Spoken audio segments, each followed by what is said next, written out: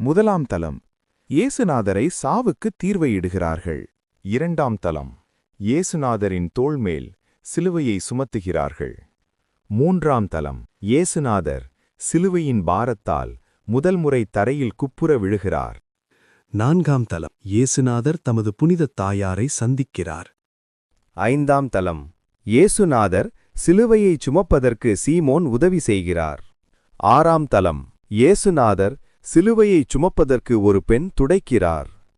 ஏழாம் தலம், இயேசுநாதர் சிலுவையின் பாரத்தால் இரண்டாம் முறை தரையில் குப்புற விழுகிறார்.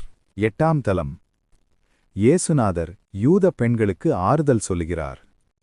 ஒன்பதாம் தலம், இயேசுநாதர் சிலுவையின் பாரத்தால் மூன்றாம் முறை தரையில் குப்புற விழுகிறார்.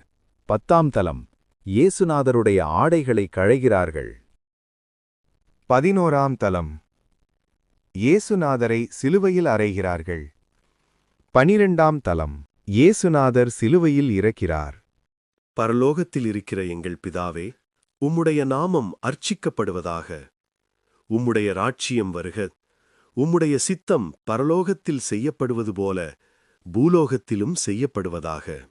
எங்கள் அனுதின உணவை எங்களுக்கு இன்று அளித்தருளும். எங்களுக்கு தீமை செய்தவர்களை நாங்கள் பொறுப்பது போல எங்கள் பாவங்களை பொறுத்தருளும்.